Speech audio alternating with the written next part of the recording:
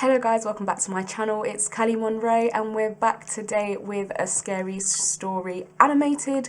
We are trying somebody new today and it's actually called a channel called Martin Animations, and I haven't watched him before. This is the first time I'm watching this channel, so we're going to see it together for the first time. Let me know in the comment section if you are enjoying these videos so far, or just let me know that you're here, and if anything we'll just jump straight into the video.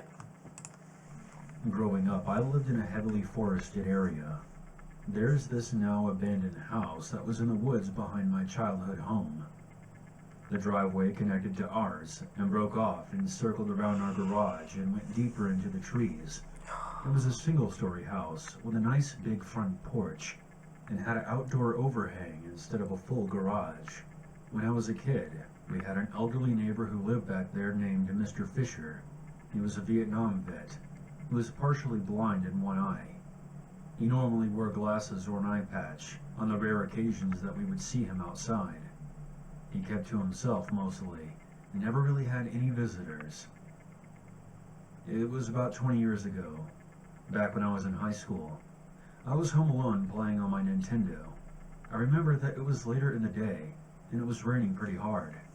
I was grounded for some reason that I can't remember, and I was bitterly sitting in my room taking out my teenage frustrations on the game, and that's when I heard screaming from behind in my house. What? I paused my game, cracked open my window, and listened. Every few moments I would hear a faint screaming coming from Mr. Fisher's house, maybe 50 or so yards away from my own. I couldn't figure out if it was an angry scream or a terrified one, but I remember just sitting there for a few moments and listening to it, more curious than alarmed. After a few minutes I got bored and shut the window and returned to my video game. I don't know why I didn't call for help or run over and knock on Mr. Fisher's. It's hard because I actually have kind of experienced something like this before, and it's hard to know if it's like people messing around, people drunk, especially when you can't hear it clearly. He said it was in the back of his house, and then he said it sounded like it was in his neighbour's house, so it's a bit different if you feel suspicious, but you've got to be careful again because you don't know what's going on. It could be TV, but yeah, I don't know. What would you do in this scenario? Door to see if things were okay. My only explanation was that I was a bitter teenager and I didn't want to be bothered with anything that wasn't my business. Later that night, after my parents came home, I was lying in bed when I once again heard the muffled screaming coming from behind the house. This time I could tell it was labored and ragged, and I can remember being annoyed, wishing that whoever it was would just shut up already. I didn't even mention it to my parents the next morning. So about a week goes by, and I have completely forgotten about the screaming I heard that night. I was outside throwing the football with my father, and the mailman stopped his truck and asked us if we had seen Mr. Fisher. Apparently he had not been collecting his mail. Oh no. My father replied that he hadn't seen his car for a few days, and I remained silent. The mailman and my father walked down the driveway and knocked on Mr. Fisher's door. The next thing I remember were the sirens. An ambulance, a fire engine, and several police cars arrived. I spent most of that afternoon up in a tree, watching Mr. Fisher's house as law enforcement and paramedics went in and out. My father had found Mr. Fisher's front door unlocked. He had been lying in a crumpled heap at the bottom of his basement stairs. It appears that he had fallen and broken both of his legs, but it wasn't the fall that killed him. It was the rats. What? My father eventually told me that the coroner reported the man had been eaten alive while he was screaming for help, unable to climb back upstairs. He had defensive wounds all over his hands from swatting at them, and several dead rats were scattered around, but in the end, there had been too many of them to fight off. His face had sustained the worst damage. There was almost nothing left of it when they found him. Oh my The days. coroners were convinced that he had been alive through the worst of it. I felt as though I had been stabbed in the stomach, and a wave of traumatizing guilt washed over me. and I broke down in tears. I still didn't tell my parents, but on the inside I was mortified. I felt like a criminal for ignoring those screams. And for weeks after that, I was convinced that the police were going to come back and arrest me for negligence or something. For about a year afterwards, it traumatized me, and I carried the guilt around in secret. I started doing drugs and drinking alcohol to try to dull the pain. Oh my days. In retrospect, I'm extremely lucky I graduated high school without overdosing, or killing someone while being drunk behind the wheel. Wow. I was about 20 years old when myself and 3 of my friends went back to the house in late October. The house had been repossessed by the bank at this point, and now sat condemned. Me and my friends sat on the front porch and shared a bottle of bourbon. My family almost considered this vacant house our second home, since it was so close to our property.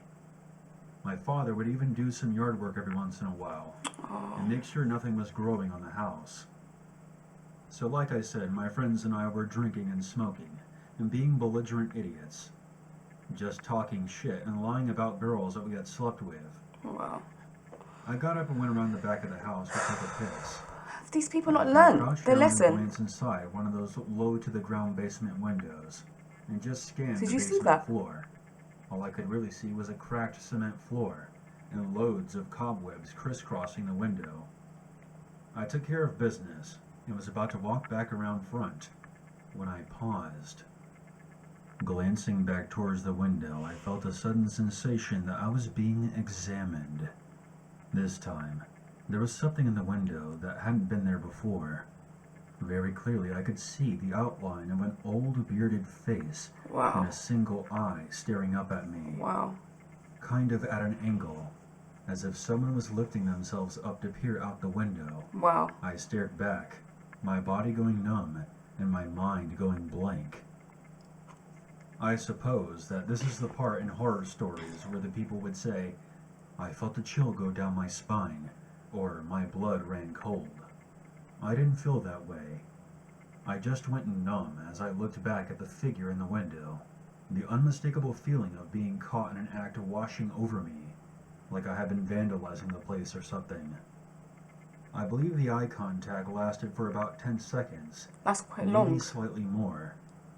And I eventually just turned around and walked away. What? When I got to the front porch, I told my friends I was heading back to my garage. For a few short hours, I was convinced that it had been either a squatter or maybe my imagination.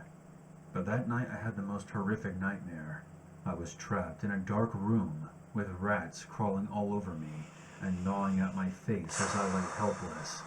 I woke up the next morning feeling sick.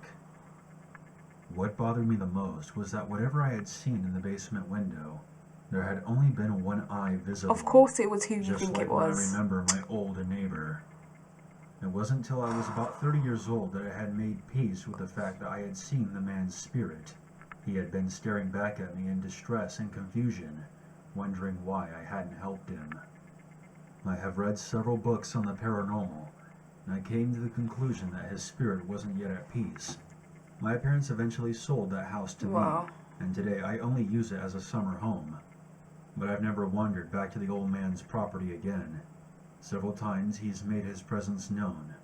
A few years ago, I was jump-starting my car outside in the driveway, when suddenly 4 rats shot out from under the axle, between my legs, and days. scurried away towards Mr. Fisher's old home. Wow. Last year, there was a soft knock on my window as I sat in my living room. And only a few months ago, I was awoken from a deep sleep because I thought I could hear screaming from outside. My biggest fear now that I'm an adult is being alone and in pain, and having no one to come and aid me as I scream for help. I guess this is my way of finally getting it off my chest. When I go back there this summer, I plan on returning to Mr. Fisher's house. I will try my best to apologize to him, Yes. and I can only hope that this will finally put his spirit at rest. Wow. Wow. That was a good one, actually. I enjoyed that. And for the first time watching this channel, I'm definitely going to be watching more videos.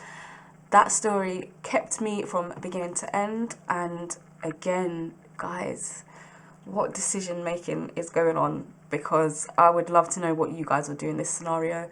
Please let me know in the comment section. But if you've lasted till this point, you know what I'm going to say. A big thank you and shout out to you. If you haven't already subscribed to my channel, turn on your notification bells and give this video a like and let me know if you enjoyed, I think it's Martin Animations as much as I did. But until next time, guys, stay safe wherever you are in the world, day or night, and I will see you all again very soon. Bye.